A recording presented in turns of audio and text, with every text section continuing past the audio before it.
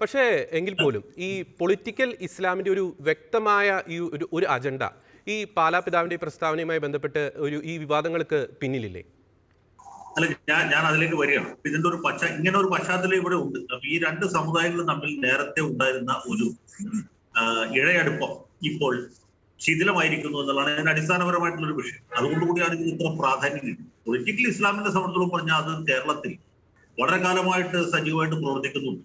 കത്തോലിക്ക സഭ അടക്കമുള്ള ക്രിസ്തീയ സഭകളുടെ ശ്രദ്ധ ഈ കാര്യത്തിൽ വേണ്ടത്ര പതിഞ്ഞിരുന്നില്ല എന്നുള്ളതാണ് യാഥാർത്ഥ്യം.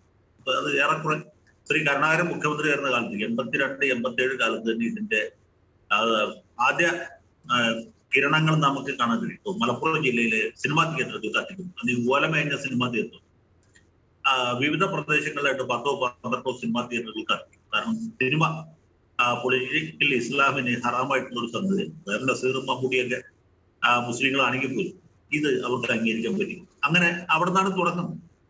അതിനുശേഷം നമുക്കറിയാം, ഈ ബാബറി മസ്ജിദ് തകർത്തതിന് ശേഷം മറ്റ് സംസ്ഥാനങ്ങൾ ഉണ്ടായ പോലെ ഇല്ലെങ്കിൽ കേരളത്തിൽ അനിഷ്ട സംഭവങ്ങൾ ഉണ്ടായി. തൃശ്ശൂർ റെയിൽവേ സ്റ്റേഷനിൽ ഉണ്ടായ ബോംബ് സ്ഫോടനം, ഇങ്ങനെയുള്ള സംഭവങ്ങൾ ഇവിടെ ഉണ്ടായി. മലയാളികളായ ഒരുപാട് പേര് ഈ ലഷ്കർ ഇ തോയ്ബ എന്നൊക്കെ പറഞ്ഞ പോലുള്ള സംഘടനകളിൽ ചേർന്നു. പിന്നെ സിമിയുടെ പ്രവർത്തകർ ധാരാളം പേരുണ്ട്.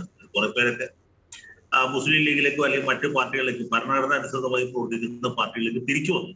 ഇപ്പൊ കേരളത്തിൽ ഇത് അധികം ശക്തി പ്രാപിക്കാഞ്ഞിട്ട് ഒരു കാരണം ഇവിടെ മുസ്ലിം ലീഗിന് കേരള രാഷ്ട്രീയത്തിൽ ഉണ്ടായിരുന്ന ഒരു വലിയ പ്രാമാണ്യവും അതുകൊണ്ട് തന്നെ ഒരു തീവ്രവാദത്തിലേക്ക് അധികം പോകാതെ മിതവാദ സമീപനം പുലർത്തുന്നു, ഭരണഘടന അനുസരിച്ച് പ്രവർത്തിക്കുന്നു വ്യവസ്ഥാപിതമായ ഒരു രാഷ്ട്രീയ പാർട്ടി അവര് മുസ്ലിം സമുദായത്തിന്റെ താല്പര്യങ്ങൾ ഏറ്റെടുക്കുകയും സംരക്ഷിക്കുകയും ചെയ്തതുകൊണ്ട് കേരളത്തിൽ ആ ഒരു വികാരം അത്ര ശക്തമായില്ല, അല്ലെങ്കിൽ നമ്മൾ പ്രകടമായില്ല എന്നുള്ളതാണ് യാഥാർത്ഥ്യം. ഇപ്പോൾ സംഭവിച്ചിട്ടുള്ള ഒരു കാര്യം എന്ന് വെച്ചാൽ പൊളിറ്റിക്കൽ ഇസ്ലാം കൂടുതൽ വിസിബിളായി. അതിന്റെ ഒരു കാരണം ഈ 2014 BJP വലിയ ഭൂരിപക്ഷത്തോടെ അധികാരത്തിൽ വന്നു. 2019 ഇവരുടെ എല്ലാ പ്രതീക്ഷകളെയും കവച്ചു വെക്കുന്ന രീതിയിൽ വലിയ ഒരു മുന്നേറ്റം നടത്താൻ കഴിയും. ഇവര് ഈ മുസ്ലിം സമുദായത്തിൽപ്പെട്ട ആളുകൾ, പ്രത്യേകിച്ച് ചെറുപ്പക്കാർ, വളരെ നിരാശരായി, ഹതാശരായി.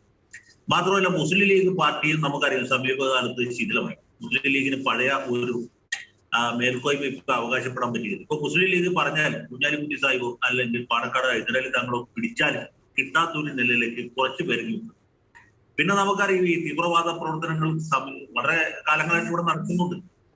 ഈ പോപ്പുലർ ഫ്രണ്ട് ഓഫ് ഇന്ത്യ എന്ന് പറഞ്ഞ വിധ്വംസക സംഘടന നിരവധി കൊലപാതകങ്ങൾ നടത്തിയിട്ടുണ്ട്. അതിൽ CPM-കാരെ കൊലപ്പെടുത്തിയിട്ടുണ്ട്, അതുപോലെ ലീഗുകാരെ കൊലപ്പെടുത്തിയിട്ടുണ്ട്, RSS-കാരെ കൊലപ്പെടുത്തിയിട്ടുണ്ട്. ഇങ്ങനെ പല അതിക്രമങ്ങളും ഇവരും കാലാകാലങ്ങളിൽ ചെയ്യുന്നുണ്ട്. പക്ഷെ നമ്മുടെ പൊതുസമൂഹം ഈ വിഷയങ്ങൾ ചർച്ച ചെയ്തിരുന്നില്ല. അതാണ് അതിന്റെ പ്രത്യേകത. ഇപ്പൊ ജോസഫ് മാഷിന്റെ കൈവെട്ടിയ സംഭവം തന്നെ എത്ര ഗുരുതരമായ സംഭവമാണ്. പക്ഷെ അത് ശരിയായ രീതിയിൽ ചർച്ച ചെയ്യപ്പെട്ടില്ല. നമ്മൾ ഒരാളുടെ കൈവെട്ടി എന്നുള്ളതല്ല, അതിന്റെ പിന്നിലുള്ള വികാരം എന്താണ്? അഡ്വക്കേറ്റ് ജയശങ്കർ, ഒരു കാര്യം അങ്ങ് പറഞ്ഞല്ലോ, ഇത് ശരിയായ രീതിയിൽ ചർച്ച ചെയ്യപ്പെട്ടില്ല. എന്തുകൊണ്ടാണ് ഇത്തരം ഭീകരമായ സംഭവങ്ങൾ ശരിയായ രീതിയിൽ നമ്മുടെ പൊതുസമൂഹത്തിൽ ചർച്ചയാവാതെ പോയത്? അത് ചർച്ചയാകാതെ പോയെന്ന് വെച്ചാൽ നമ്മുടെ മാധ്യമങ്ങളാണെങ്കിലും സമുദായ നേതാക്കന്മാരാണെങ്കിലും രാഷ്ട്രീയ നേതാക്കന്മാരാണെങ്കിലും ഇങ്ങനെയുള്ള വിഷയങ്ങളോട് പരമാവധി മൗനം പാലിക്കുകയാണ് ചെയ്തത്. അതുകൊണ്ടാണ് ഇത് വലിയ പ്രശ്നമായത്. ഇങ്ങനെയുള്ള വിഷയങ്ങൾ ഉണ്ടാകുമ്പോൾ അത് ചർച്ച ചെയ്യപ്പെടുകയാണെങ്കിൽ തന്നെ തൊലിപ്പുറത്തുള്ള ചർച്ചയാണ് നടത്തുന്നത്. ഞാൻ പാലാ പിതാവിന്റെ വിഷയത്തിലേക്ക് തന്നെ വരികയാണ്, വളരെ അടുത്തെത്തി. അത് തൊലിപ്പുറത്തുള്ള ചർച്ചയ്ക്ക് അപ്പുറം ഇതിന്റെ പിന്നിലുള്ള കാരണങ്ങൾ എന്താണ്, ഇതിന്റെ അണ്ടർലൈൻ റീസൺസ് അതെന്താണെന്നുള്ളതിനെ കുറിച്ച് ആരും ചർച്ച ചെയ്യുകയില്ല. അതുകൊണ്ടാണ് ഇപ്പൊ ജോസഫ് മാഷിന്റെ കൈവെട്ടി, ഏതോ ചില പോക്കരുകൾ ഒരാളുടെ കൈവെട്ടി എന്നുള്ളതിന് അപ്പുറത്തേക്ക് കേരളത്തിൽ ഈ തീവ്രവാദ പ്രവർത്തനം എന്തുമാത്രം ശക്തമായിരിക്കുന്നു, ഇതിന്റെ നീരാളി കൈകൾ എവിടെ ഒരു എത്തിയിരിക്കുന്നു എന്നുള്ളതിനെ കുറിച്ച് ശരിയായ രീതിയിലുള്ള ഒരു ചർച്ച ഉണ്ടായില്ല. പിന്നെ ഒരു കാര്യം കൂടി എടുത്തു, ആ സന്ദർഭത്തിൽ തന്നെ മുസ്ലിം ലീഗ് മുൻകൈയെടുത്ത് കോട്ടക്കൽ വെച്ച് വലിയ ഒരു സമുദായ സംഗമം സംഘടിപ്പിച്ചു. വിവിധ മുസ്ലിം സംഘടനകളെ കൂട്ടിച്ചേർന്നു. അവർ അക്രമത്തെയും അതുപോലെ തന്നെ തീവ്രവാദത്തെയും അതിശക്തമായി എതിർത്തു. അതുകൊണ്ട് തന്നെ മുസ്ലിം സമുദായത്തിൽ ഇതിന് വിപരീതമായൊരു വികാരം ഉണ്ടായി. പക്ഷെ ഇപ്പോൾ ഈ വിധ്വംസക പ്രവർത്തനങ്ങൾ ഉണ്ടാകുമ്പോൾ മുസ്ലിം ലീഗിന് പോലും പഴയ പോലെ മറ്റു സംഘടനകളെ തടുത്തുകൂട്ടി നിർത്താൻ ആ രീതിയിൽ ആശയ സമന്വയം ഉണ്ടാക്കാനോ കഴിയുന്നില്ല. അതുകൊണ്ടുകൂടിയാണ് ഈ ക്രൈസ്തവരും ഹിന്ദുക്കളും അടക്കമുള്ള വിഭാഗങ്ങളുടെ ഇടയിൽ അരക്ഷിതത്വ ബോധം വർദ്ധിച്ചിട്ടുള്ളത്. നമ്മളിത് രണ്ടു വശം നോക്കണം. എന്തുകൊണ്ട് ഇപ്പൊ കല്ലറങ്ങാട്ട് പിതാവ് നടത്തിയ പ്രസംഗം തന്നെ നോക്കുക. പിതാവിനെ പോലെ പരിണത പ്രജ്ഞനായ ഒരാൾ വെറുതെ ഒരു ദിവസം രാവിലെ കണ്ണും തിരുമ്പി എഴുന്നേറ്റ് വന്നിട്ട് ഒരു മൈക്കിന്റെ മുമ്പിൽ നിന്ന് പ്രസംഗിക്കുകയല്ല ചെയ്ത്. അദ്ദേഹത്തെ പോലെ പണ്ഡിതനായ ഒരാൾ ഇതിന്റെ നാനാവശങ്ങളും ആലോചിച്ച് ഉറപ്പിച്ച് ബോധ്യപ്പെട്ടതിന് ശേഷം എഴുതി തയ്യാറാക്കിയ ഒരു പ്രസംഗമാണ്. അല്ലാണ്ട് ശ്രീ PC ജോർജിന്റെ നേതാവായിരുന്ന R ബാലകൃഷ്ണനുള്ള പണ്ട് കൊച്ചിയില് പഞ്ചാബ് മോഡൽ പ്രസംഗം നടത്തിയ പോലെയല്ല. പിള്ള സാർ നോക്കിയപ്പോൾ ഒരുപാട് ആളുകൾ കൂടി നിൽക്കുന്നു. ആവേശം കയറി അദ്ദേഹം പഞ്ചാബിന്റെ വഴി നേടാമെന്ന് പ്രശ്നിച്ച് അദ്ദേഹത്തിന്റെ മന്ത്രിസ്ഥാനം പോയി.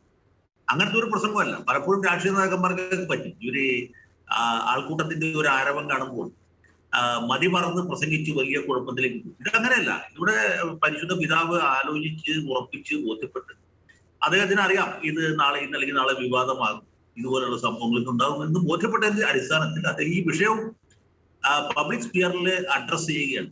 ഞാൻ നേരത്തെ പറഞ്ഞ പോലെ. പക്ഷെ ഇവിടെയും ചർച്ച ചെയ്യപ്പെടുന്നത് എന്താണ്?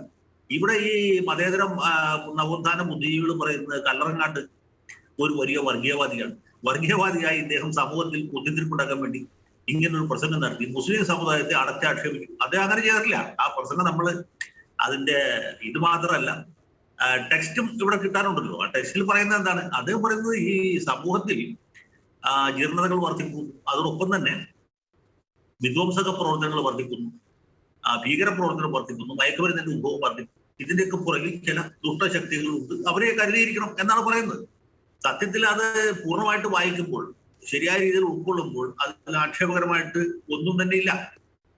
പക്ഷെ ഈ പ്രകൃതത്തിൽ നിന്ന് ചില വാക്കുകൾ അടർത്തിയെടുത്ത് ഇദ്ദേഹത്തെ ഒരു വർഗീയവാദിയാക്കി ചിത്രീകരിക്കാനുള്ള ശ്രമം ഒരു ഭാഗത്ത് നടക്കും. അതിനൊപ്പം തന്നെ അദ്ദേഹം ഉയർത്തിയ ശരിയായിട്ടുള്ള പ്രശ്നം എന്താണ്? അത് തീവ്രവാദത്തിന്റെ പ്രശ്നമാണ്. നിങ്ങൾ ഉന്നയിച്ച പോലെ പൊളിറ്റിക്കൽ ഇസ്ലാം മുന്നോട്ട് വെക്കുന്ന ഭീഷണികൾ, അതിനെ നമ്മൾ എത്ര നാൾ വഴിപ്പെടണം? വളരെ പ്രസക്തമായ ചോദ്യമല്ലേ. പക്ഷെ ആ ചോദ്യം എന്തുകൊണ്ട് ആരും ചോദിക്കുന്നില്ല? ഇപ്പൊ ഇന്നലെ ഏഷ്യാനെറ്റിന്റെ ചർച്ചയിൽ ഞാൻ പങ്കെടുത്ത ഈ വിഷയം അവിടെ ചർച്ച ചെയ്യപ്പെടുന്നേ ഇല്ല. പിന്നെ അഡ്വക്കേറ്റ് സജി, അദ്ദേഹം ഒരു മതം ഉപേക്ഷിച്ച കത്തോലിക്കനാണ്. അദ്ദേഹം മിശ്രവിവാഹിതമാണ്.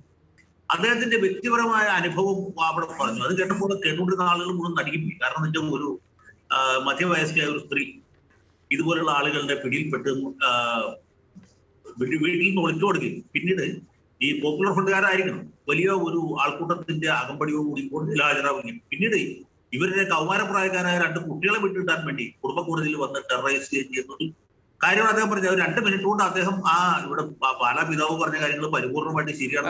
ഞാൻ തിരിച്ചു വരാം ശ്രീ ജയശങ്കർ.